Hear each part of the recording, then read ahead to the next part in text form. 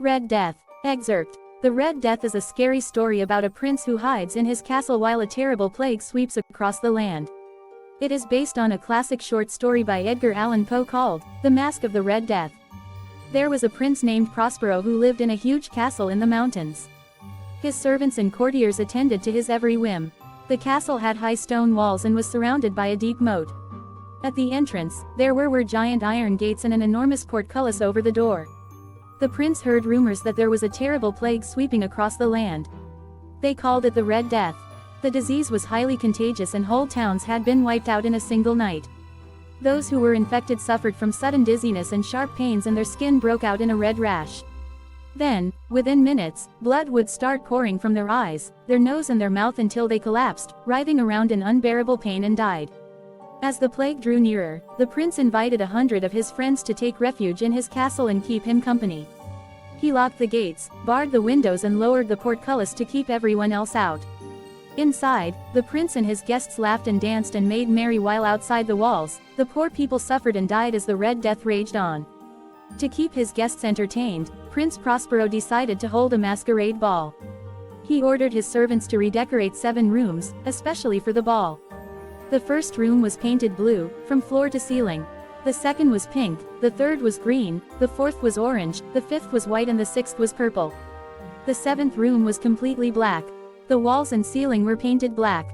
The carpet on the floor was black. The curtains that hung from the walls were made of black satin.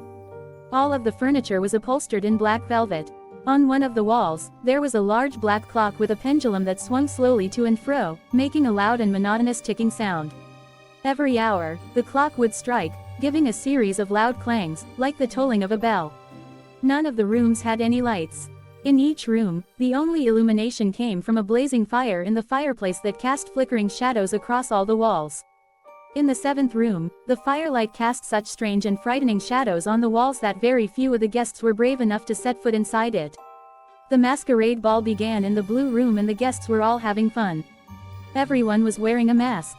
The musicians played merry songs while the guests danced. They ate the food and drank the wine that had been laid out on the tables for them. Whenever the clock struck the hour, the musicians would stop playing, the guests would stop dancing, and everyone would stand and listen to the dull clanging chime. When the echo of the tolling bell had died away, the guests would move on to the next room and the revelry would begin again.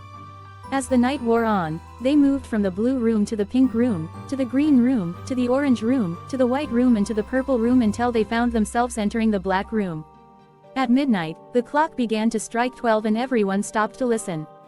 As the chimes subsided, the guests became aware of a masked figure standing in the middle of them room. None of the guests had noticed him before. The stranger was tall and gaunt. He was dressed in a dark red cape and his face was covered by a red mask in the shape of a skull. When Prince Prospero caught sight of the figure standing among the guests, he shuddered with anger. "Who are you?" he demanded hoarsely. "How dare you insult me by coming here without an invitation? Leave my castle this minute or I will have you killed." The masked figure made no move to leave. Instead, he stood there, staring at the prince.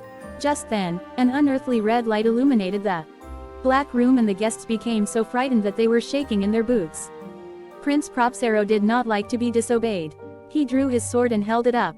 "Leave now or I shall slay you myself," he shouted. The masked figure slowly walked towards the prince and all of the guests drew back, too afraid to stop him. Standing in front of Prince Prospero, the figure reached up with bony hands and took off his mask. The prince let out a sharp cry and dropped his sword. The guests screamed in horror. Behind the mask, there was no face at all, just an empty black void. All of a sudden, Prince Prospero grew dizzy and he felt sharp pains in his sides. His skin broke out into a red rash and blood started pouring from his eyes, his nose and his mouth. His guests collapsed around him, writhing in agony, and their screams echoed through the 7 rooms. The Red Death had come like a thief in the night, and one by one, the prince and his guests succumbed to the terrible disease. The clock stopped ticking, the fires went out and darkness and decay and the Red Death triumphed over all.